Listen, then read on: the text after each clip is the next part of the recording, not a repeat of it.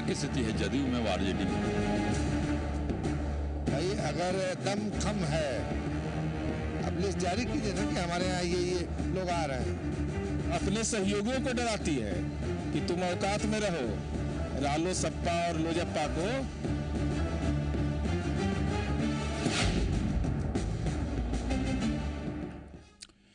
नमस्कार, जी पुरवैया में आपका बहुत बहुत स्वागत है। आप देख रहे हैं बड़ी बहस और आपके साथ मैं हूं शिवपूजन झा। बीजेपी के हौसले इन दिनों बुलंद हैं, उसकी जीत का रथ फर्राटे भर रहा है। लेकिन बिहार ही वो सूबा हो सकता है जहां बीजेपी के महारथियों को थमना पड़ सकता है। तो क्या इस बार हालात अलग हैं? और क्या इस बार बीजेपी बिहार मिशन को परवान चढ़ते देख सकती है? दरअसल बीजेपी की रणनीतियों के अंजाम तक पहुंचने से पहले कई सवाल हैं, क्योंकि इसका सामना लालू और नीतीश की दोहरी चुनौतियों से है। यानी बीजेपी का मिशन 175 प्लस पॉसिबल है या नहीं, इसका जवाब अभी वक्त के दायरे में ही है। इस मसले पर ही आज हम चर्चा भी करेंगे। तो बिहार चुनाव के मद्देनजर बीजेपी ने रणनीतियां तय करनी शुरू कर दी हैं। दरअसल विलय की तैयारी आरजेडी और जेडीयू भी कर रही है, लेकिन विलय की एक नीति बीजेपी भी तैयार कर रही है। हालांकि बीजेपी की इस नीति पर आरजेडी और जेडीयू को हैरानी नहीं है, लेकिन इस दावे के दोनों दल बीजेपी को ही चुनौती मान रहे हैं। भगदड़ की स्थिति है जदयू में व आरजेडी में। भाई अगर दम खम है, अब लिस्ट जारी कीजिए ना कि हमारे यहाँ ये लोग आ रहे हैं। अपने सहयोगियों को डराती है कि तुम औकात में रहो, रालो सप्पा और लोजप्पा को। जितनी तेजी से ये वार पलटवार हुआ है, सियासत के रंगमंच पर किरदार भी उतनी तेजी से बदल जाया करते हैं। बिहार में चुनाव होना है, बीजेपी के पास झारखंड एक नजीर के बतौर है। झारखंड में सरकार बनी और बिहार में भी उस फॉर्मूले पर काम शुरू हो चुका है। लोग तो बहुत लोग हैं, लेकिन अगर खुलासा करेंगे तो आप वो लोग फंस जाएंगे, इसलिए भी खुलासा नहीं करेंगे उनका। मतलब ऐसे लोगों की संख्या कितनी होगी, विधायकों की संख्या कितनी? ये कोई संख्या का सवाल नहीं है। भगदड़ की स्थिति है जदयू में व आरजेडी में। आरजेडी जेडीयू के नेताओं पर बीजेपी की नजर। दोनों दल के नेताओं के लिए बीजेपी के खुले हैं दरवाजे। बीजेपी की सिंध मारी की सियासत। नंदकिशोर यादव के बयान के मुताबिक बीजेपी का चुनावी फलसफा यही दिखाई दे रहा है, लेकिन आरजेडी और जेडीयू बीजेपी के दावे को हकीकत में तब्दील करने की चुनौती दे रहे हैं। तो अगर भगदड़ की स्थिति है तो कोई रोका तो नहीं है उनको। भाई अगर दम खम है, अब लिस्ट जारी कीजिए ना कि हमारे यहाँ ये लोग आ रहे हैं। यह भारतीय जनता पार्टी एक मनोवैज्ञानिक वातावरण बनाती है और उस अपने सहयोगियों को डराती है कि तुम औकात में रहो, रालो सप्पा और लोजप्पा को। अब 175 मिशन इनका है, तो इसका मतलब 200 सवा 200 सीट ये लड़ेंगे, तो ये बेचारा कटोरा लेके घूमेगा। लोग ये लोजपा के लोग, रालो सप्पा के लोग कहाँ खड़ा होंगे? आरजेडी और जेडीयू को बीजेपी का मिशन 175 प्लस दूर की कौड़ी दिखता है, लेकिन जिस मिशन की तैयारी विलय के बाद दोनों दल कर रहे हैं, मुश्किलें उसमें भी कम नहीं है। विलय के पर्दे के पीछे आरजेडी और जेडीयू की आशंका। वर्षों से दोनों दल के कार्यकर्ता परस्पर विरोधी। मन से क्या विलय को मानने को होंगे तैयार? अगर नाराजगी होगी तो बीजेपी क्यों नहीं होगी विकल्प? दरअसल कुछ यही वजह हैं जिसने बीजेपी को मौका देना शुरू कर दिया है और सवाल उठने लगे हैं कि क्या अमित शाह को झारखंड की तरह बिहार में भी गिफ्ट मिलेगा? अमित शाह जब झारखंड का दौरा किए थे तो उसके पहले उन्हें गिफ्ट के तौर पे झारखंड बीजेपी ने कई सारे दूसरे पार्टी के नेताओं को शामिल किया था। 23 तारीख को यहाँ भी अमित शाह आ रहे हैं, तो उन्हें भी कुछ ऐसा गिफ्ट मिलेगा क्या बिहार बीजेपी की तरफ? ये भाषा ठीक नहीं है। सब लोग राजनीति में एक मिशन के नाते काम करते हैं और इस मिशन पे जो भी सकारात्मक शक्तियाँ हमारे साथ आएगी हम सबको साथ लेंगे। राजनीति में कुछ गिफ्ट नहीं होता है, राजनीति में एक ही गिफ्ट होता है, लोगों की सेवा। दरअसल मिशन 175 प्लस के लिए बीजेपी रणनीति तय कर रही है, लेकिन हकीकत ये भी है कि इस रणनीति का अंजाम विलय के नतीजे पर टिका है। आनंद अमृतराज, जी मीडिया, पटना। तो अब तफसील से शुरू करते हैं आज की बड़ी बहस। हमारे साथ आज स्टूडियो में मौजूद हैं मनीष कुमार विधायक जेडीयू से, उषा विद्यार्थी जी विधायक बीजेपी से, भाई वीरेंद्र विधायक आरजेडी से और सुहेली मेहता जी प्रवक्ता एलजेपी से। आप सबका हम बहुत बहुत स्वागत करते हैं। बीजेपी का मिशन कहा जा रहा है 175 प्लस। कुछ इसी तरीके का नारा हमने देखा था झारखंड में, जहां हाल में चुनाव खत्म हुए हैं, समाप्त हुए हैं। बीजेपी का मिशन था 42 और अमित शाह जब गए थे झारखंड, वहां पर उन्हें एक गिफ्ट दिया गया था तोहफे के रूप में। जो दूसरे दल हैं उनके कद्दावर नेता भाजपा में शामिल कराए गए थे। उषा विद्यार्थी जी, आपसे ही सवाल करना चाहते हैं, ऐसा एक गिफ्ट की कुछ तैयारी है जब अभी इसी महीने अमित शाह आने वाले हैं? देखिए, गिफ्ट की तैयारी नहीं है। अमित शाह जी कर्पूरी जयंती है, उस कर्पूरी जयंती के अवसर पर 23 तारीख को यहाँ आएंगे और उसके बाद अपने कार्यकर्ताओं के बीच में सदस्यता अभियान और बाकी सारे रणनीति पर विचार विमर्श करेंगे और फिर आगे की हमारी रणनीति तय होगी। उसमें कोई गिफ्ट का मामला नहीं है। आप इस बात से इनकार कर रही हैं कि जो कयास लगाए जा रहे हैं कि शायद 23 तारीख को भारी संख्या में राजद के और जदयू के नेता और कार्यकर्ता भाजपा में शामिल हो सकते हैं, आप इस बात से इनकार कर रही हैं? नहीं नहीं, ऐसा आपने न पूछा ना हमने इससे इनकार किया जी। कि शामिल तो होने के लिए रोज लोग शामिल हो रहे हैं। हमको लगता है कि वीक में 2-3 लोग 4 लोग एक्स पूर्व विधायक सभी लोग शामिल हो रहे हैं और शामिल होने की प्रक्रिया में जब अपनी सुविधा की दृष्टि से हमारे पास आएंगे, हमको उपयुक्त लगेगा तो जरूर हम उनका स्वागत करेंगे पार्टी में। लेकिन अमित शाह जी आ रहे हैं, उसमें ये कार्यक्रम है। कार्यक्रम के बाद सभी कार्यकर्ताओं के साथ, मंडलों के कार्यकर्ताओं, पंचायत के कार्यकर्ताओं के साथ बैठ करके और विचार विमर्श करेंगे, आगे की रणनीति हमारी बनेगी। वो तो तय कार्यक्रम आपका है, लेकिन आप इस बात से इनकार कर रही हैं कि उस दिन शायद जो है इन लोगों को पार्टी में शामिल नहीं कराया जाएगा, या अमित शाह चले जाएंगे उसके बाद कराएंगे, पहले कराएंगे, ऐसा कुछ है? नहीं, ऐसा कुछ नहीं है। ऐसा अभी तय कुछ भी नहीं है कि हम तैयार उस दिन हम ज्वाइन कराएंगे नहीं कराएंगे। अभी तो बहुत समय है 23 तारीख में, आप देखिए। भाई वीरेंद्र जी, संभावना से इनकार भी नहीं किया जा सकता, आपकी टिप्पणी चाहिए। आपने तमाम बयान सुने, किस तरीके के बहुत सारे लोग हैं जो संपर्क में हैं। भगदड़ की स्थिति है राजद में, भगदड़ की स्थिति है। दबाव ये लोग डालना चाहते हैं, लेकिन बिहार में इन लोगों का मनोवैज्ञानिक दबाव नहीं चलेगा। मनोवैज्ञानिक बिहार का इतिहास साक्षी है कि देश में जब भी परिवर्तन हुआ है तो बिहार पहला राज्य हुआ है जो परिवर्तन के में आगे आया है। हम इस विषय पर भी आएंगे, लेकिन हम समझना चाह रहे हैं आपसे, हम समझना चाह रहे हैं भाई वीरेंद्र जी, आपने कहा आया ना आगे, उस हवा को यहाँ पंक्चर करने का हम लोग काम करेंगे। जो बिहार बहाने का काम, जो बिहार बहाने का काम और बीजेपी वाले ने झूठे वादे करने का जो काम किया है, उस बिहार को हम लोग बिहार में पंक्चर करने का काम है, हवा निकालने का काम कर, यहाँ की जनता हवा निकालने की काम करेगी। आपको लग रहा है भगदड़ की स्थिति नहीं है? हम लोग इसी बात को तो लेकर ऐसा है, जदयू में भगदड़ की स्थिति तो चुप रहिए, नहीं तो आपको भी बोलने नहीं देंगे। नहीं, ऐसी बात नहीं। भाई वीरेंद्र जी, मैं आपसे सवाल कर रहा हूँ, मैं आपसे जवाब चाह रहा हूँ। नहीं, उषा विद्यार्थी जी, थोड़ी देर के लिए मैं सवाल भाई वीरेंद्र जी से सवाल ले रहा हूँ, इनसे जवाब की अपेक्षा है मुझे। भाई वीरेंद्र जी, आपको लग रहा है कि राजद में, जदयू में कोई भी भगदड़ की स्थिति उत्पन्न नहीं होगी? देखिए, जाने वाले की और आने वाले में किसी को कोई रोका है क्या? और यहां भगदड़ की कहीं कोई स्थिति नहीं है। सारे लोग बीजेपी के, कुछ लोग हम लोग के संपर्क में हैं और उन लोग का कहना है कि आप लोग विलय कीजिए, हम लोग आपके साथ रहेंगे। तो कितनों को टिकट बांटेंगे आप? कैसे बांटेंगे? कैसे टिकट बांटेंगे फिर आप? फिर हम लोग तय करेंगे ना, आप लोग तय करेंगे। चलिए सुहेली मेहता जी, जब हमने ये रिपोर्ट हमारे आपके पास भी आ रहे हैं, लेकिन नहीं, एक मिनट आप सुन लीजिए।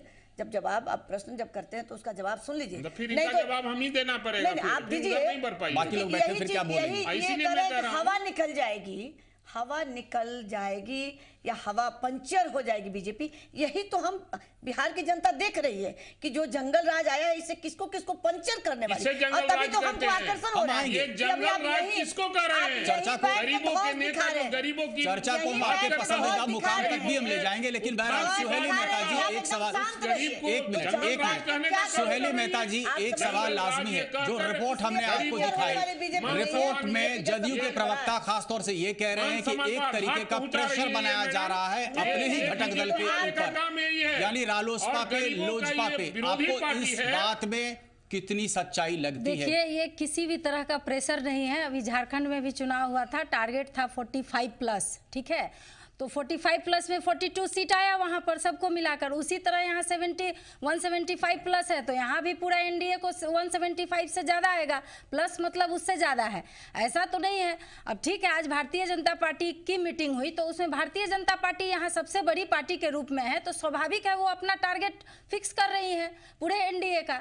तो इसमें अब अपने मन से नीरज जी बोल रहे हैं कि प्रेशर बनाया जा रहा है, ये प्रेशर आपको आरजेडी और जेडीयू का जब विलय होगा तब आपको दिखेगा। आपको लग रहा है कि प्रेशर ऐसा कुछ भी नहीं है? कोई प्रेशर नहीं है, हम लोग का बिल्कुल आदर्श गठबंधन है। दूसरे मुद्दे पर आते हैं, हम समझ गए आपकी बात। दूसरे मुद्दे पर हम आना चाहते हैं। दूसरा मुद्दा अहम ये है कि जिस तरीके की बयानबाजी अब हो रही है, ये कहा जा रहा है कि कहीं ना कहीं भगदड़ की सी स्थिति उत्पन्न होने वाली है राजद में और जदयू में है। हम थोड़ा सा स्पष्ट करना चाहते हैं कि क्योंकि कार्यकर्ता का मिलन कभी भी नहीं हो पाया, तकरीबन 2 दशक तक कार्यकर्ता धुर विरोधी रहे एक दूसरे को। अगर शीर्ष नेतृत्व दोनों ही पार्टी का यह फैसला लेता है कि अब दोनों पार्टियों का विलय हो जाना चाहिए, आप मानते हैं कि कार्यकर्ता भी एकजुट हो जाएंगे या नहीं? या फिर ऐसी स्थिति उत्पन्न होगी जब सीट बंटवारे को लेकर के मुद्दा हो या नेतृत्व प्रदान करने का मुद्दा हो, वहां पर शायद बहुत सारे ऐसे लोग हैं जो पार्टी छोड़कर भाजपा के पाले में आ सकते हैं? आपको ऐसी स्थिति लग रही है सुहेली जी? देखिए, पार्टी कोई भी है, गठबंधन होता है वो सरकार बनाने के लिए होता है। सरकार बनाने की मंशा होती है, उसके लिए लोग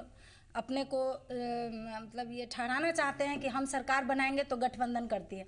लेकिन कार्यकर्ताओं के साथ ऐसी बात नहीं होती है।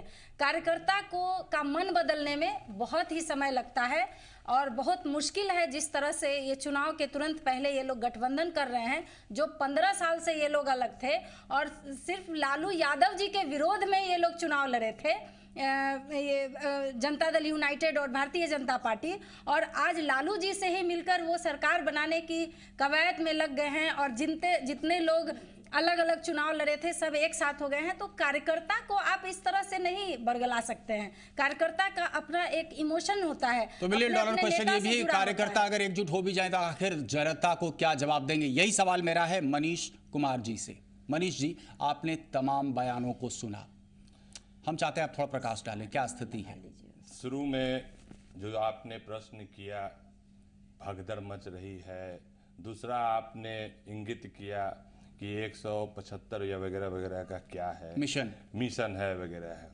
तो बता देना चाहते हैं कि ये भारतीय जनता पार्टी का मेन मोटिव रहता है कि दिन में तारा दिखाकर नीचे जो जमीन पर लोग हैं उनको उल्लू बनाकर उनके सामने में परोसा हुआ खाना को लेकर भाग जाए। थोड़ा सा स्पष्ट करेंगे, दिन में तारा किसको दिखाया जा रहा है? दिन में तारा किसको दिखा रहे हैं? भाजपा देख रही है या राजद जदयू का जो तथाकथित अलायंस होने वाला है? अगर आप कहते हैं कि पार्टी विशेष पर बात कर रहे हैं कि पार्टी को कहीं तारा दिखाया जाता है गरीब जनता को तारा दिखाया जाता है। जो इन लोगों ने किया, भारतीय जनता पार्टी के लोगों ने क्या किया, वो ऐसे लुहाने वायदे दिन के मौसम में तारा की बात करके और लोगों का ध्यान आकृष्ट करके लोगों को बहकावे में लाकर लोगों का गरीब गुरुआ का वोट लेने का काम लेकिन किया। आप भूल रहे हैं कि एक के बाद एक कई राज्यों में सत्ता में काबिज होते चली जा रही है भाजपा। आपके महागठबंधन का अनाउंसमेंट काबिज होना ही महागठबंधन का अनाउंसमेंट नहीं होता था। झारखंड में होता है लोगों का दिल जीतना, गरीब गुरुआ का दिल जीतना। मैं आज दावे के साथ आपने कौन सा दिल जीता? अभी जैसा भी चुनाव होगा आपने कौन सा दिल जीता? मनीष जी, आपने कौन सा दिल जीता? क्यों आखिर गरीब जनता आपको बार बार नकार रही है? हरियाणा में नीतीश जी कांग्रेस के खिलाफ अभी मौका कहां मिला है? मौका आप किसे कहते हैं? अभी तो चुनाव हुआ है, चुनाव के बाद विधानसभा का चुनाव आने वाला है। इस चुनाव में जनता धूल चटाने का काम करेगी। आप तो सपने संजो रहे हैं कि पूरे भारत भर में आप अपने पांव पसारेंगे। मनीष जी, करते हैं, आप तो सपने संजो रहे हैं कि पूरे भारत में आप अपने पैर पसारेंगे। हम देख रहे हैं दूसरी तरफ वहीं पर जमीनी हकीकत कुछ और है। पसारेंगे, पैर पसारना कोई कैसे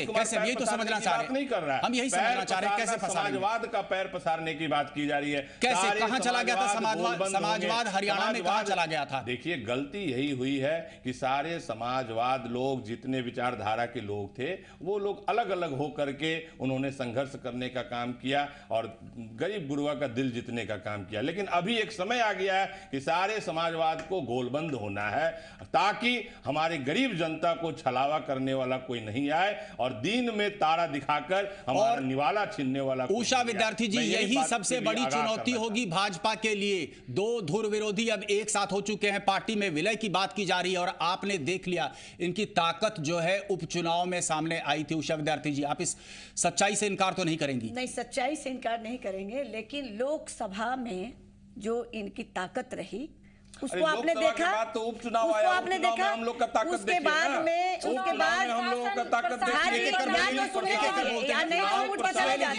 एक एक कर बोलते हैं, आप यहाँ तो बात उषा विद्यार्थी के बल पर जीता जाता है। भाई वीरेंद्र जी, मनीष जी और भाई वीरेंद्र जी, एक मिनट, उषा विद्यार्थी जी को सबसे पहले उषा विद्यार्थी को बोल लेने देते हैं, हम आपको भी मौका देंगे, आपको पूरा मौका देंगे, आप बोल सकते हैं, अपनी बात को रख की सकते बात हैं। करते हैं। चुनाव जब भी होता है जनता के बल पर होता है, जनता की आकांक्षाओं को साकार करने पर होता है। चलिए मनीष जी, आप अपनी बात पूरी कर लीजिए, फिर मैं उषा विद्यार्थी जी से सवाल मतलब है कि हमारा उपचुनाव में क्यों बुलाते हैं बीजेपी को? जब आप तो मेरे प्रश्न का जवाब सुनिए, नहीं तो टोटल मनीष जी को बुलवाइए और उषा विद्यार्थी सब कोई बंद करेगा। नहीं, गलत बात है। हमारे हम जब बोलते तो ठीक है, क्या जरूरत है? झाजी क्यों बुलाते हैं? हमने सवाल अभी उषा विद्यार्थी जी से किया है, मैं अपेक्षा करता हूं कि तमाम दूसरे किससे बोल रहे हैं, किससे बोल रहे हैं? चलिए, हमारी मजबूरी है एक छोटे से ब्रेक ले लेते हैं, ब्रेक के बाद शायद माहौल थोड़ा सा ठंडा रहेगा। भगदड़ की स्थिति है जदयू में और आरजेडी में। भाई अगर दम खम है, अब लिस्ट जारी कीजिए ना कि हमारे यहाँ ये लोग आ रहे हैं। अपने सहयोगियों को डराती है कि तुम औकात में रहो, रालो सप्पा और लोजप्पा को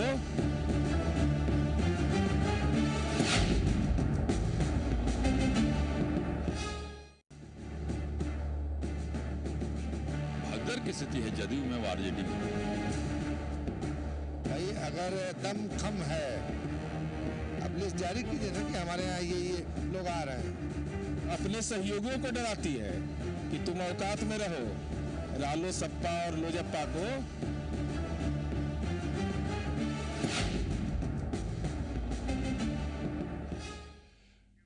तो इस ब्रेक के बाद एक बार से फिर से आपका स्वागत है बड़ी बहस में। उषा विद्यार्थी जी, आपके पास हम फिर आना चाह रहे हैं। वजह आप क्या बात रखना चाह रही थी वो स्पष्ट नहीं हो पाया।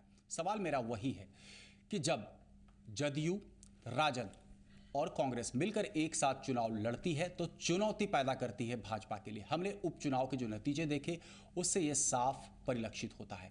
कितनी बड़ी चिंता का सबब हो सकता है भाजपा के लिए जब अब विलय की बात की जा रही है और महागठबंधन अब चुनाव की तैयारी में जुट गया है बिहार के लिए। देखिए, बीती बात बिसारिए, बीती बात जो बीत गई उसके बाद नया इतिहास को देखिए कि जिस प्रकार से झारखंड में, उसके बाद नहीं, उस चुनाव के बाद हरियाणा, महाराष्ट्र और तुरंत अभी झारखंड का चुनाव, क्या आपको ऐसा नहीं लगता है कि झारखंड का चुनाव यह प्रूफ कर रहा है? क्या झारखंड में भी वहां गठबंधन था? गठबंधन के अंतर्गत वहां चुनाव लड़ा गया और जाकर के चुनाव प्रचार भी किए, तो एक भी सीट नहीं आया। इसी को कहते हैं जीरो पर आउट होना। और उसके बाद अब फिर पिछली बात आप ये उम्मीद संजोए बैठी हैं कि जीरो पर आउट ये महागठबंधन बिहार में भी होगा? जीरो पर आउट यहाँ होगा कि नहीं होगा आने वाला समय बताएगा, लेकिन इतना जरूर बताते हैं कि 175 जो आप बता रहे हैं, जो व्यवस्था यहाँ पर बिहार में जो दिख रहा है गठबंधन के प्रति लोगों में जो आक्रोश है, इस आक्रोश का परिणाम यही होगा कि उषा विद्यार्थी जी की एंटी राजद और एंटी जदयू या एंटी कांग्रेस वोट वो ट्रांसलेट होगा भाजपा के पक्ष में, ना कि भाजपा के प्रति लोग आकर के वोट करेंगे। दोनों दो बातें हैं, गौर फरमाइएगा। मैं आपसे सवाल कर रहा हूं, आपने जो बात रखा, आपके वक्तव्यों से यह स्पष्ट हो रहा है कि लोग राजद, जदयू और कांग्रेस के खिलाफ जो वोट करेंगे वो भाजपा के पक्ष में जाएगा, खिलाफ नहीं करेंगे। ये नेगेटिव वोट।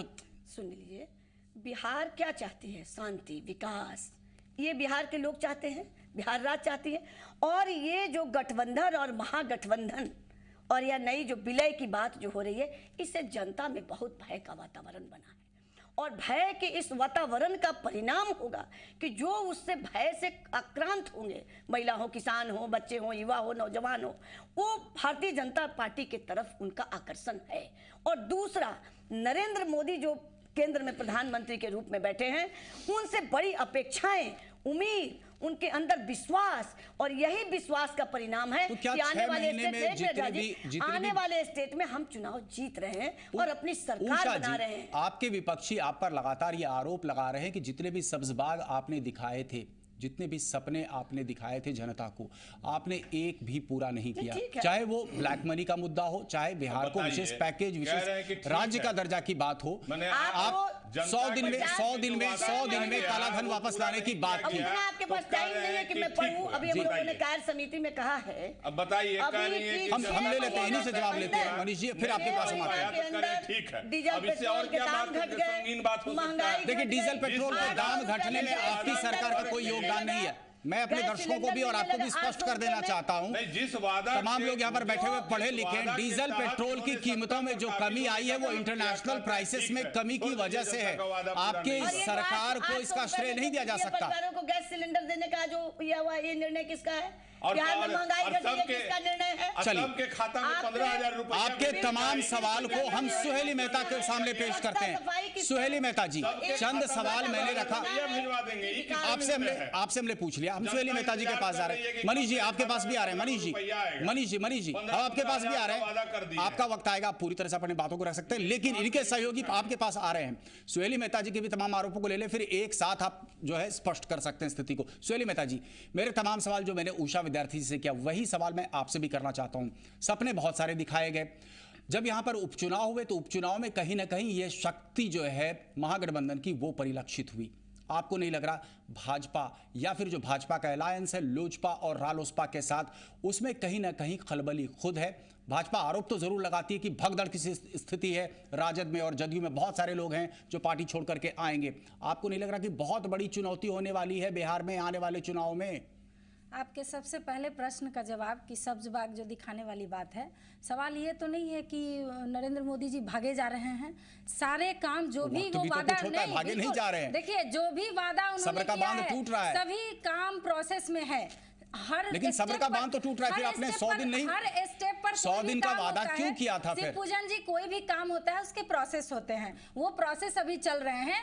जनता को या जो विरोधी नेता है उनको बहुत ज्यादा अभी घबराने की जरूरत नहीं है, काम हो रहे हैं, सामने उसके परिणाम आएंगे। आपके दूसरे प्रश्न का जवाब कि ये जो महागठबंधन की बात आप कह रहे हैं और उपचुनाव में जो बात करें, तो उपचुनाव में जो हम खुद चुनाव लड़े थे, उपचुनाव में 2009 का जिक्र करना चाह रहे हैं। नहीं, ये 2014 के जो उपचुनाव हुए थे उसकी बात मैं बोल रही हूँ। नहीं, 2009 का जिक्र करना चाह रहे हैं कि उसमें आप हार गए, फिर बाद में चुनाव आपने जीता। तो हम हार का कारण भी बता रहे हैं ना, आप सुन लीजिए थोड़ा सा आप लोग, कि वो चुनाव, मेरी अपनी फीलिंग है, वो चुनाव जो है सो प्रशासन वर्सेस उम्मीदवार था। आप वहाँ के जनता से ये चीज पता लगा सकते हैं। तीसरे प्रश्न का जवाब पहले तो आपके सहयोगी पार्टी भाजपा के लोग आते थे इस मंच से, वो ऐलान करते थे कि देखिए ये जो चुनाव हुआ ये तात्कालिक मुद्दों पर होता है, स्थानीय मुद्दों पर होता है, ना कि नेशनल मुद्दों पर, इसलिए चुनाव हार गए। तो पूछ लीजिए ना कि प्रशासन के ऊपर से नीचे तक जो लोग थे पूरे प्लान वे में कैसे वहां पर लाए गए और कैसे जातीय आधार पर। आपने अपनी बात रख ली। भाई वीरेंद्र जी, आपने बड़े तफसील से सुना। तीसरे बात का जवाब जो आप बोल रहे हैं कि महागठबंधन के और ये लोक जनशक्ति पार्टी प्रेशर में और रालोसपा, कहीं भी कोई खलबली नहीं मची हुई है हम लोगों में। बिल्कुल हम लोग संगठित होकर चुनाव लड़ रहे हैं और कहीं भी कोई भी सेक्रीफाइस, तीनों पार्टी में कोई भी सेक्रीफाइस करने को लेकिन बड़ी संख्या में राजद और जदयू के लोग अगर भाजपा में ज्वाइन करते हैं तो उससे आपको लगता है कि कुछ चिंता की लकीरें आप जैसी पार्टियों कोई चिंता की लकीरें नहीं। हमारे गठबंधन में सारी बातें जो भी होगी वो मंच पर होगी। वहां पर सिर्फ एक व्यक्ति और दो व्यक्ति का कहीं भी, ये पूरे गठबंधन की भी मीटिंग होती है हमारे यहाँ, जैसा कि आपने देखा कितना मतलब एक आदर्श गठबंधन के रूप में काम कर रहा है एनडीए। इसलिए कहीं हमारे यहाँ कितना आदर्श है ये उस वक्त देखने को मिला था जब उपचुनाव में आपकी ही दूसरे जो घटक दल है रालोसपा, उनका बयान ये आया था कि कुछ सीटें हमें भी मिलनी चाहिए थी चुनाव में। ठीक है, उनको था तो वो चीज पहले नहीं कह पाए, बाद में वो कहे, उनकी इच्छा होती तो आपने अपनी बात रख ली। भाई वीरेंद्र जी, बहुत सारे सवाल एक साथ, तमाम सवालों को उम्मीद करते हैं कि आप जवाब देंगे। हमने की स्थिति ऐसी भी देखी थी कि आज से कुछ वक्त पहले ही जब राजद टूट के कगार पर थी, आनंद फानन में लालू प्रसाद यादव दिल्ली से यहां पर पहुंचे थे और रिक्शा पर ही कूच कर गए थे राजभवन की ओर। तब एक बयान गौरतलब है, बयान उनका यह आया था, धान का रोटी तावा में, नीतीश गईल हवा में। उसके बाद से राजनीति जबरदस्त तरीके से करवट लेती है। ऐसी स्थिति, एक ऐसी मजबूरी उत्पन्न होती है जब छोटे भाई बड़े भाई को मंच साझा करना पड़ सकता है। आखिर जनता क्यों वोट देगी? क्यों इतने आत्मविश्वास से लबरेज है आज जदयू और राजद? यही सवाल इन लोगों से करना चाहिए था, मैं आपसे अभी कर रहा हूं, भाजपा से करना चाहिए था कि एक वोट के लिए देश की सरकार, अटल जी की सरकार गिर गई। आप लोजपा का जिक्र कर रहे हैं, लेकिन आप अपने सवाल से विमुख नहीं हो सकते। नहीं, आप अपने सवाल का जवाब दें। आपके सवाल पर आता हूं। आपने कहा कि जदयू और राजद एक दूसरे के खिलाफ में इस तरह से बयानबाजी कर रहे थे। समय की मांग है, जनता की मांग है, क्या समय की मांग है? दोनों पार्टी एक होइए। क्या मैं इससे ये तात्पर्य लगाऊं, भाई वीरेंद्र जी, थोड़ा सा आपकी बातों को ही थोड़ा सा और आगे बढ़ाते हुए या थोड़ा सा अपने स्पष्टीकरण के लिए मैं सवाल करना चाहता हूं, क्या इससे मैं ये तात्पर्य लगाऊं, समय की मांग आप कह रहे हैं, मजबूरी से नहीं कह सकते आप? नहीं, मजबूरी, कोई मजबूरी नहीं। क्यों? कोई मजबूरी नहीं है। क्यों नहीं कहेंगे मजबूरी? क्यों मजबूरी कहेंगे?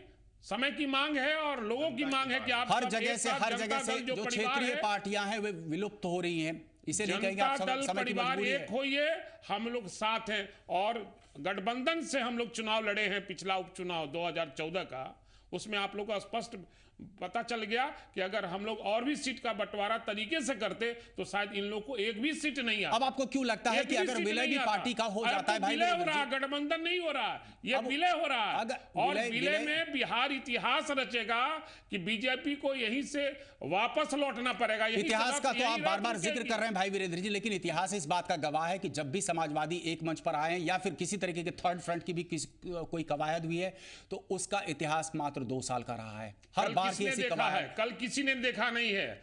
इतिहास आप कह रहे हैं कि इतिहास बनेगा, इतिहास से कुछ समझ भी तो लेंगे। बीजेपी को पटकनियां देने का काम करेंगे। हम विलय कर रहे हैं, गठबंधन नहीं कर रहे हैं। हम विलय कर नीतीश जी और लालू जी के नेतृत्व में मनीष जी, आप कितने आश्वस्त हैं कि इस विलय से आपके कार्यकर्ता खुश रहेंगे और कार्यकर्ताओं का भी विलय होगा?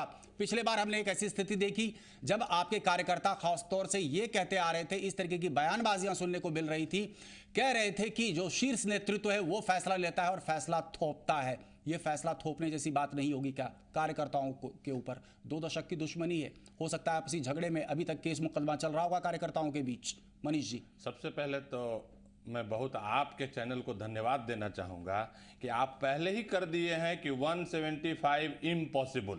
आप खुद ये दर्शा रहे हैं कि भाजपा के पास आपने शब्दों पर गौर नहीं फरमाया, हमने इम्पॉसिबल नहीं कहा। मैं बहुत गौर से देखा, इनको अलग किया है, पॉसिबल को अलग किया है। मिशन इम्पॉसिबल है, वो कभी नहीं पूरा हो सकता है। इनका 175 वाला सपना तो बहुत दूर है। इम्पॉसिबल को आई एम पॉसिबल आप नहीं पढ़ रहे हैं, बहुत इम्पॉसिबल को आई एम पॉसिबल आप नहीं पढ़ सकते हैं। जल्द चुनाव आएगा और चुनाव में सब क्रिस्टल क्लियर हो जाएगा। खैर कोई बात नहीं, मैं आपसे और भाई वीरेंद्र से थोड़ा सा और स्पष्टीकरण चाहता हूं। मैं अपनी बात को मैं रखता हूं कि याद होगा जब भी किसी तरह के कुछ हरकत होते हैं, जैसे अभी राज्यसभा का चुनाव आया या उसके बाद किसी तरह की स्थिति बनी जब भाजपा से हम लोगों का अलगाव हुआ, उसके बाद इनके नेता बोलना शुरू कर दिए। पहले गिनती गिनाना शुरू कर दिए कि 75 लोग हमारे संपर्क में हैं, फिर हो गए 50 लोग संपर्क में हैं।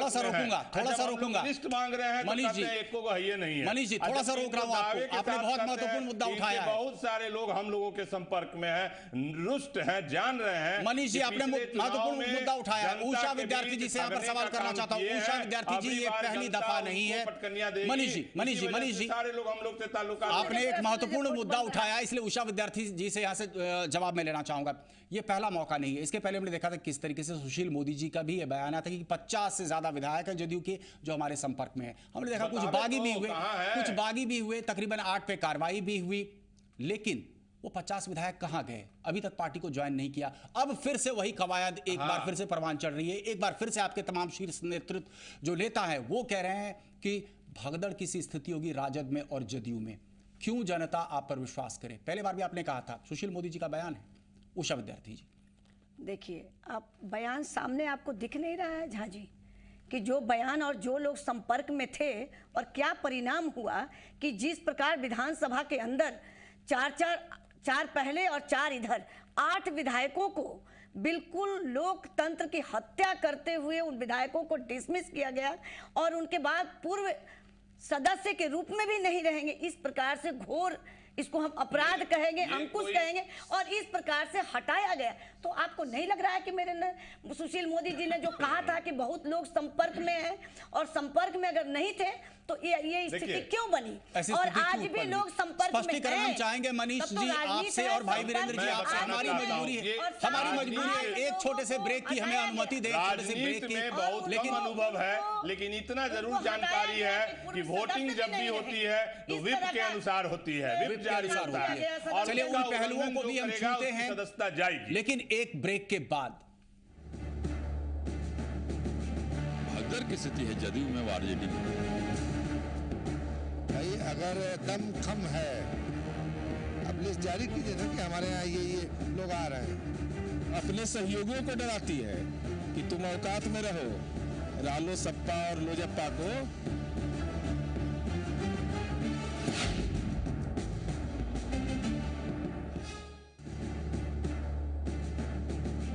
भगदड़ की स्थिति है जदयू में, आरजेडी में।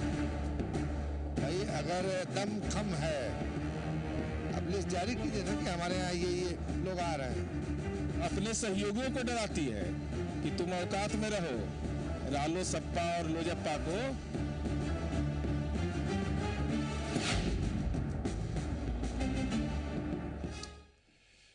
तो ब्रेक के बाद अगर फिर से बड़ी बहस में आपका स्वागत है। हम चर्चा कर रहे हैं मिशन इम्पॉसिबल या I am possible. Manish Kumar ji, हम एक ऐसी स्थिति की चर्चा कर रहे हैं जहां पर आप झारखंड के जो रिजल्ट्स आए आप उससे भी गाइडेड नहीं हो रहे हैं, हरियाणा के जो चुनाव के नतीजे आए आप उससे भी गाइडेड नहीं हो रहे हैं, महाराष्ट्र, जम्मू कश्मीर, बहुत एक के बाद एक तमाम राज्य भाजपा अपने पांव पसारते चली जा रही है। महागठबंधन की नींव काफ़ी पहले रख दी गई। महागठबंधन हमने देखा किस तरीके से अपनी अंतिम सांसें हरियाणा में जाकर के गिनने लगा।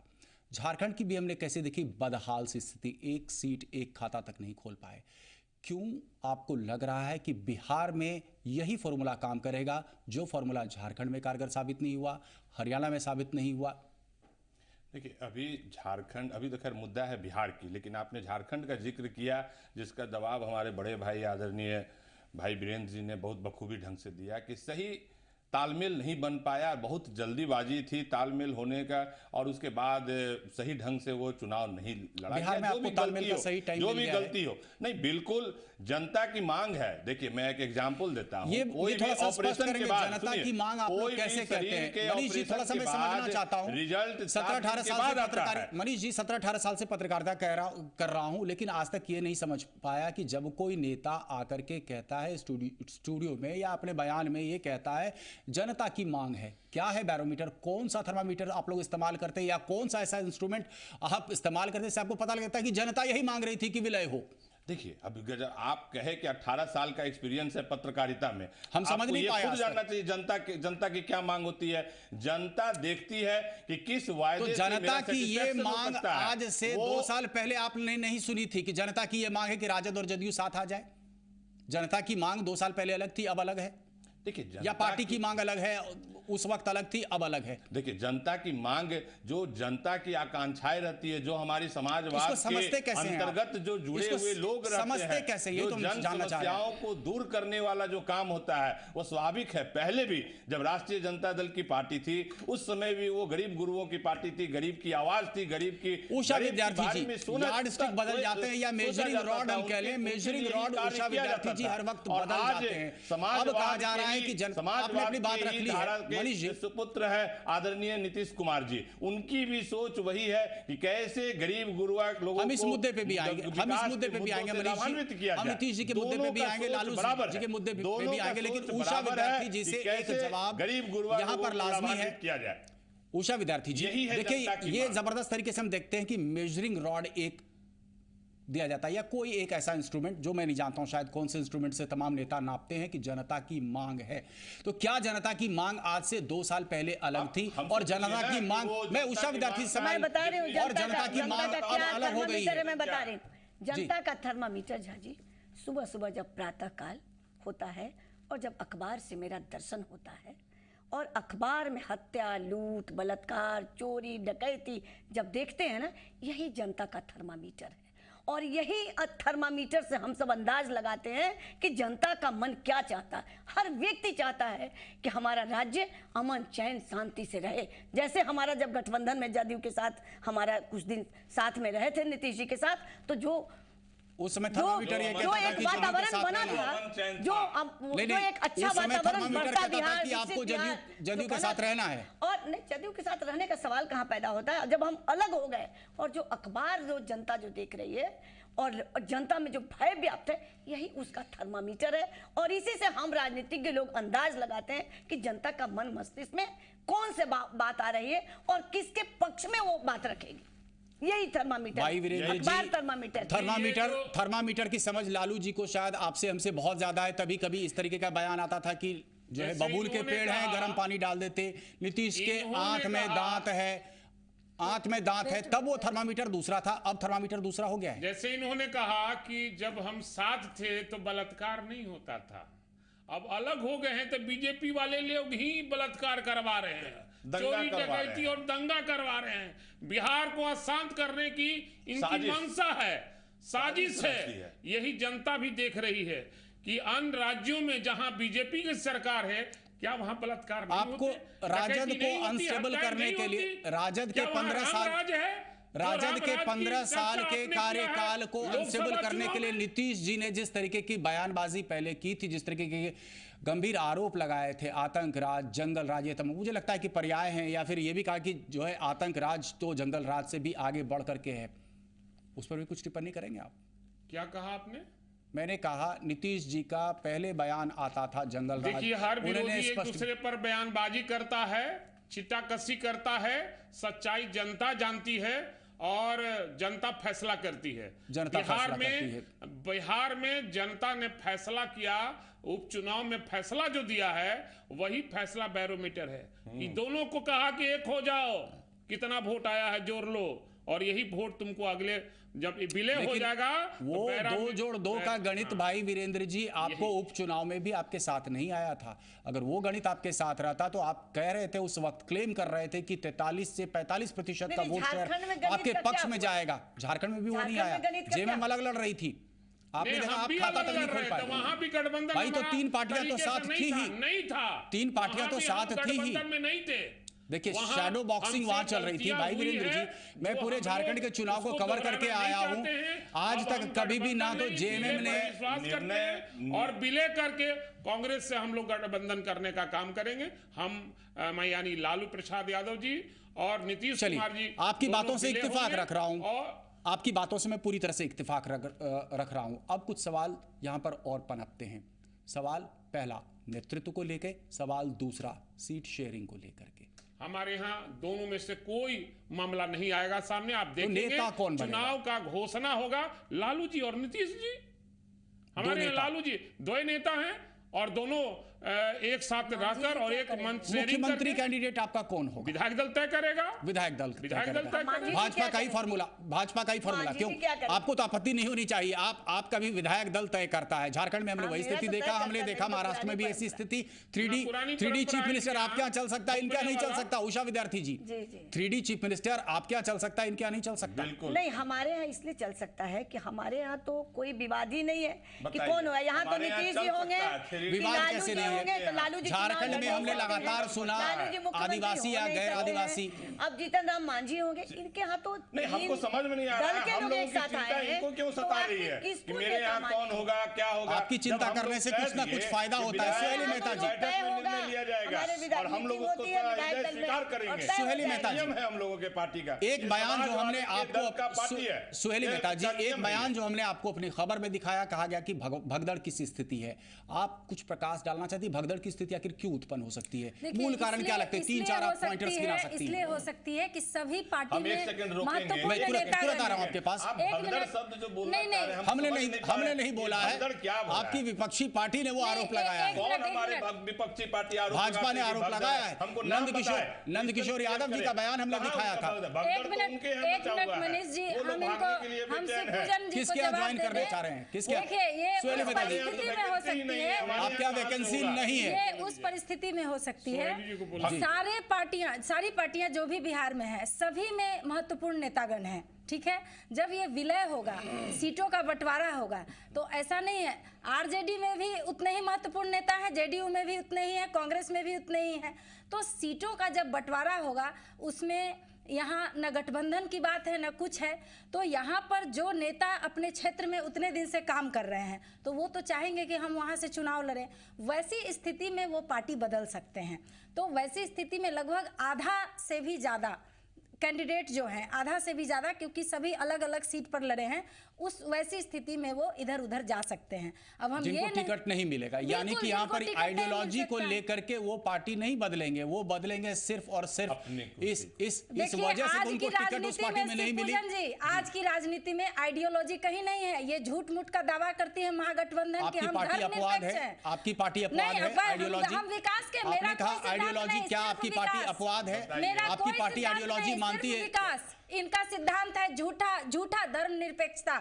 भाषा आपकी बदल रही है। चलिए मनीष जी से टिप्पणी लेते हैं। इन्होंने कहा किसी पार्टी का कोई सिद्धांत नहीं और सिद्धांतों को ही ताक पे रख करके कहीं ना कहीं लोजपा भाजपा का एक तरफ धर्मनिरपेक्षता का नगाड़ा बहुत बजाया था, और दूसरी तरफ राजद और जदयू का अलायंस, और हम लोग आइडियोलॉजी पर ही चलते हैं। कौन सी आइडियोलॉजी? सांप्रदायिकता, धर्मनिरपेक्षता, यही दो आइडियोलॉजी है। इसके अलावा तो आपका कोई आइडियोलॉजी ही नहीं है। ये इसी पर तो पूरा देश है। आप सांप्रदायिकता की बात कर रहे हैं, सांप्रदायिकता हम भारत में रहेंगे, जाति और देश बचेगा तो हम कहाँ जाएंगे? हमारी राजनीति जब देश रहेगा। मनीष जी आप अपनी बात पूरी कर लें। भाई वीरेंद्र जी से महत्वपूर्ण सवाल मैं करना चाह रहा हूं, लेकिन अगर सोहेली मेहता जी को आप जवाब देना चाहते हो तो आप यहां पर दे सकते हैं। इनके द्वारा आया कि कोई आइडियोलॉजी नहीं है। मैं इन्हीं को बताना, धन्यवाद देना चाहता हूं कि चलिए स्वीकार किए कि इनका जो दल है बिना विकास की आइडियोलॉजी, बिना जाति और बिना धर्म की बात किए हमारी पार्टी, हमारा गठबंधन सिर्फ विकास की बात करता है। देख रही है, ये सिद्धांत हम बता रहे हैं। आपने बात पूरी कर ली तो भाई वीरेंद्र जी से महत्वपूर्ण सवाल करना चाहता हूं। भाई वीरेंद्र जी, हमने देखा राजनीति में किस तरीके से एक पार्टी ताक लगाए बैठती है, बाट जोते रहती है, किस तरीके से विपक्षी पार्टी के खेमे से चुनिंदा जो है उनके कद्दावर नेताओं को अपने पाले में कर लिया जाए। आपकी पार्टी इसमें अपवाद नहीं रही है। बहुत सारे आपके कद्दावर जो नेता थे वो चले गए, पाला बदल लिया उन्होंने जदयू में। कहीं ना कहीं लालू प्रसाद यादव या आप तमाम लोग जो राजद में हैं ये उम्मीद संजो रहे होंगे शायद कार्रवाई होगी, तभी राजभवन तक कूच हुआ था नहीं हुआ था। अब जो स्थिति उत्पन्न हो रही है, आपको नहीं लग रहा है कि या तो टिकट बंटवारे को लेकर के हो या विलय के मसले को लेकर के हो? बहुत सारे नेता आपके अभी भी हैं जो बार बार कह रहे हैं, मैं दोनों ही पार्टियों का जिक्र कर रहा हूं, जदयू और राजद, जो चाहते हैं कि विलय नहीं हो। अगर ये निर्णय थोपा जाता है, उस स्थिति में आपको क्या लगता है वास्तव में लोग पलायन की स्थिति में के लिए मजबूर होंगे? लोगों से मेरा तात्पर्य है सिर्फ और सिर्फ आपकी पार्टी के कार्यकर्ता और नेता। देखिए, आपने कहा कि विरोधाभास है कि विलय नहीं होना चाहिए, ये अपवाद है। कहां से आया? अपवाद है, अपवाद की चर्चा नहीं होती है। इसलिए सर्वसम्मति से जदयू ने फैसला लिया है और फिर राजद भी फैसला लेने वाला है। हमारे नेता तो उसके विलय कराने के लिए आगे आगे चल रहे हैं, और विलय होने के बाद हम नहीं 14 तारीख को साथ दही चूड़ा खा रहे हैं, उस दिन घोषणा नहीं करेंगे। समझते हैं कि कहीं कोई बिखराव होगा, क्योंकि गठबंधन का जो स्वरूप अभी जो विलय का हो रहा है उसका इतना मजबूत वोट है कि सारे लोग जो जाने वाले भी हैं वोट तो है, लेकिन वही है, उस वोट को एकजुट रखेगा कौन? लालू जी रखेंगे या नीतीश जी रखेंगे? लालू जी, नीतीश जी, मांझी किधर रहेंगे? मांझी जी माननीय, देखिए मांझी जी अगर आप बयानों पर अगर गौर फरमाएं, माननीय लालू प्रसाद यादव, भाई वीरेंद्र जी आप अगर तमाम बयानों पर गौर फरमाएं, जिस तरीके के बयान जीतन राम मांझी जी के हाल के दिनों में आए हैं, कहीं ना कहीं उससे ये साफ होता है कि वो खुद को एक तबका विशेष का नेता करार मतलब देने में वो पूरी तरह से आज की तारीख में आगे बढ़ गए हैं। कहीं भी विवादास्पद नहीं है उनका बयान, तोड़ मरोड़ कहते हैं कि पेश किया जाता है। क्या पेश किया? तो पूरे बयान को दिखाते हैं हुजूर, वो आज बयान देते हैं दूसरे दिन खंडन करते हैं। नहीं, ऐसा नहीं, उन्होंने जो भी बयान दिया है जो सही कैमरा के सामने बोलते हैं, हम उसमें तोड़ मरोड़, अगर हम तोड़ते मरोड़ते तो फिर उसके बाद डिफेमेशन केसेस है, बहुत सारे आपके पास ऐसी सुविधाएं हैं मौजूद कि आप हमें कटघरे में खड़ा कर सकते हैं, लेकिन वो ऐसा कभी हो नहीं रहा है। जो बयान दिया जाता है हम उसको दिखाते हैं।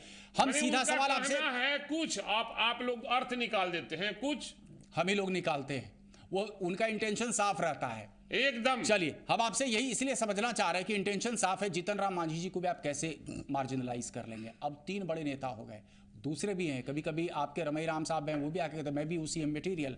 इतने सीएम मटेरियल के बीच में कैसे? इतना नेता है जिसकी संख्या गिना जाए तो बहुत कम है, लेकिन ये प्रमुख तीनों नेता हैं जिनके नेतृत्व में बिहार की जनता चुनाव लड़ेगी, हमारी पार्टी लड़ेगी। और एक हाइपोथेटिकल क्वेश्चन ही आपको देता हूं, अगर नीतीश जी के नाम को आगे बढ़ा करके, बहुत सारे इस तरह के बयान आए हैं जदयू के अंदर से, राजद को मान्य होगा? नीतीश जी मुख्यमंत्री के रूप में आपको मान्य होंगे? अगर जो आपका लोग नेता तय करेगा उसको सब लोग मानेगा। नहीं, आपको खुल करके आपको क्या उससे एतराज है? इसकी चर्चा ही अभी नहीं हुई है, चर्चा बहुत सारे नेता तो बयान दे रहे हैं। नीतीश जी के नाम पर राजद का नेता नहीं मानेगा, कार्यकर्ता नहीं मानेगा, तय करेगा। आपका विपक्षीकरण नीतीश जी के नाम पर राजद को आपत्ति हो सकती है, मानेगा ना उनका, वो मानेगा। देखिए मनीष जी, ये लोग क्यों परेशान हैं? बहुत सारे नेता हैं आपकी पार्टी के जो कह रहे हैं नीतीश जी के नेतृत्व में ही चुनाव लड़ा जाएगा, नीतीश जी ही आगे अगले मुख्यमंत्री है। जीतन राम मांझी जी का एक बयान भी आया था इस तरीके का। बिल्कुल, राजद को मान्य नहीं हो रहा है पूरी तरह से? क्यों नहीं, एकदम राजद कहीं विरोध नहीं किया है, मान्य है। आप बताइए। देखिए, इसके पूर्व में भी जो चुनाव लड़ा गया था, माननीय नीतीश कुमार जी ने विकास की बहार बहा करके लोगों से मेहनताना मांगा गया था, और तब लोगों ने स्वीकार किया कि अंतिम टिप्पणी उषा विद्यार्थी जी आपसे लेना चाहेंगे। कुशल पूर्वक और जनता हम उम्मीद कर सकते हैं आने वाले दिनों में बिहार की राजनीति में जबरदस्त उथल पुथल होने को है। भाई कोई उथल पुथल नहीं है। उषा विद्यार्थी जी, अंतिम टिप्पणी आपसे महज 15 सेकंड। भाजपा को बिल्कुल वॉकआउट कर दिया जाएगा। जनता पार्टी बहुत अच्छी स्थिति में है, और आपने जो कहा कि 175 अच्छी स्थिति में तो आप बॉर्डर प्लेयर से क्यों चुनाव लड़ना चाह रही हैं? से भी संख्या बढ़ सकती है, जो एक वातावरण तो बॉर्डर प्लेयर्स क्यों लाना चाह रहे हैं? आपके नेता बयान दे रहे हैं इस तरीके के, बॉर्डर प्लेयर्स क्यों ला रहे हैं? विश्वास व्यक्त किया है, उस विश्वास व्यक्त के कारण 175 से भी ज्यादा हम लोग जा सकते हैं, क्योंकि चलिए, थोड़ी सी वक्त की कमी है। मनीष कुमार जी, उषा विद्यार्थी जी, भाई वीरेंद्र जी और सुहेली मेहता जी, आप सबों का हमारे स्टूडियो में आने के लिए बहुत बहुत धन्यवाद। बड़ी बहस में बस इतना ही, लेकिन अपने दर्शकों से आग्रह करेंगे कि ताजा खबरों के लिए बने रहिए जी पुरवैया के साथ। भगदड़ की स्थिति है जदयू में, आरजेडी में। भाई अगर दम खम है, अब लिस्ट जारी कीजिए ना कि हमारे यहाँ ये लोग आ रहे हैं। अपने सहयोगियों को डराती है कि तुम औकात में रहो, रालो सप्पा और लोजप्पा को